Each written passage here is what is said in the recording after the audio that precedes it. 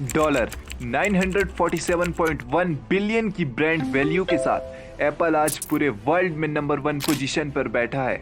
Apple के cofounder Steve jobs ने 2007 में पूरे वर्ल्ड के सामने आईफोन इंट्रोड्यूस किया और उनका कहना था कि our goal is to make the best devices in the world, not to be the biggest. शायद इसी इंटेंशन और सोच की वजह से आज एप्पल कंपनी का नाम पूरे वर्ल्ड में अलग से लिया जाता है। But life can be much broader once you discover one simple fact, and that is everything around you that you call life was made up by people that were no smarter than you. And you can change it, you can influence it, you can build your own things that other people can use. 1976 दो hackers ने Apple company को शुरू किया जिनका नाम Steve jobs और Steve Wozniak था, और एप्पल का पहला प्रोडक्ट एप्पल 1 करके था जिसे स्टीव वोजनियाक ने ही डिजाइन किया हुआ था। एप्पल के सेकंड प्रोडक्ट एप्पल 2 ने मार्केट में एप्पल की प्रेजेंस डिफाइन की और 1993 तक एप्पल सेकंड कंप्यूटर के 5 मिलियन पीसेस बेचे गए। ईयर 1984 एप्पल मैकिंटोश को इंट्रोड्यूस करने वाला था मार्केट में। We shall prevail. On January 24th, Apple Computer will introduce Macintosh. And you'll see why 1984 won't be like 1984. Macintosh पहला कमर्शियल कंप्यूटर बना जिसके अंदर ग्राफिकल यूजर इंटरफेस था, लेकिन इसमें कुछ कमियां भी थी। जैसे ये computer black and white display के साथ आता था और इसमें कोई भी हार्ड ड्राइव नहीं थी। लेकिन 1987 में मैकिंटोश को कलरफुल डिस्प्ले से अपग्रेड किया गया। 1985 में माइक्रोसॉफ्ट ने भी विंडोज का फर्स्ट वर्जन इंट्रोड्यूस किया और एप्पल ने माइक्रोसॉफ्ट पर यह इल्जाम लगाया कि इन्होंने हमारे आइडिया को चुराया है। लेकिन 1985 में ही स्टीव जॉब्स को एप्पल से निकाल दिया गया और फिर उन्होंने एक नई कंप्यूटर कंपनी में काम करना शुरू किया जिसका नाम नेक्स्ट था। लेकिन 1993 में नेक्स्ट कंपनी ने कंप्यूटर बनाने बंद कर दिए, जिस वजह से कंपनी स्ट्रगल करने लगी और वहीं दूसरी ओर एप्पल भी स्ट्रगल कर रही थी क्योंकि मैकिंटोश में कोई भी नया अपग्रेडेशन नहीं की गई। एप्पल कंपनी को जो रन कर रहे थे उन्हें समझ नहीं आ रहा था कि वो किस तरह से एप्पल को कंपटीशन में वापस से लाए।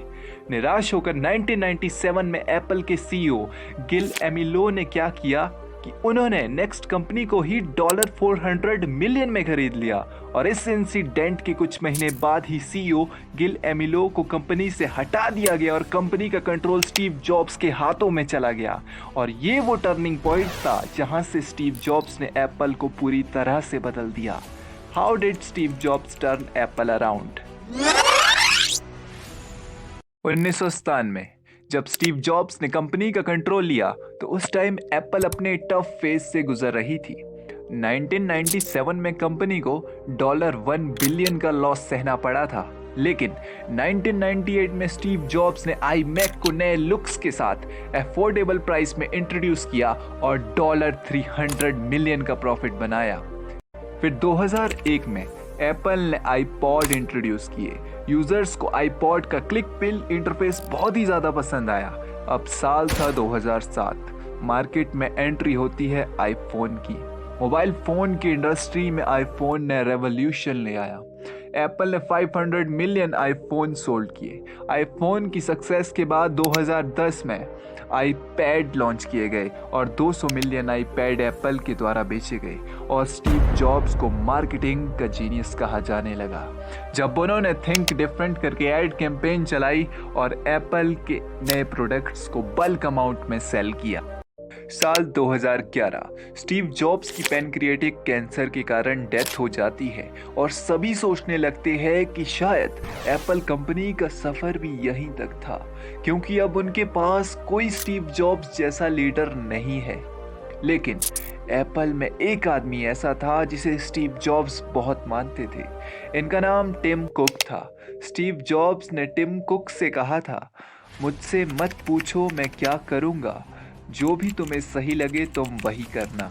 और ये एडवाइस टिम कुक ने बहुत ही सीरियसली ली और वो भी जॉब्स की तरह हर एक टास्क को इंटरेस्ट के साथ देखा करते थे और टिम कुक ने एप्पल ब्रांड को लग्जूरियस ब्रांड में लाकर खड़ा किया।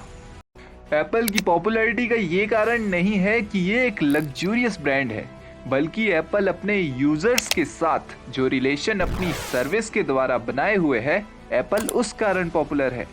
एप्पल अपनी डिफरेंट स्टैंडर्ड की वजह से पॉपुलर है और ये स्टैंडर्ड एप्पल को स्टीव जॉब्स ने दिया है। एक और ऐसी कंपनियां होती है जैसे डेल की कंपनी है, उसमें चिप इंटेल की होगी और ऑपरेटिंग सिस्टम माइक्रोसॉफ्ट का, लेकिन एप्पल के प्रोडक्ट्स अपने आप में ही प्योर है। अगर एप्पल का हार्डवेयर है तो सॉफ्टवेयर भी एप्पल का ही होता है। इस वजह से एप्पल के प्रोडक्ट्स यूजर्स को एक अच्छा एक्सपीरियंस देते हैं और यूजर्स का विश्वास भी जीत लेते हैं, और जहां विश्वास जीत लिया जाता है वहां किसी चीज को जीतने की आवश्यकता नहीं रहती।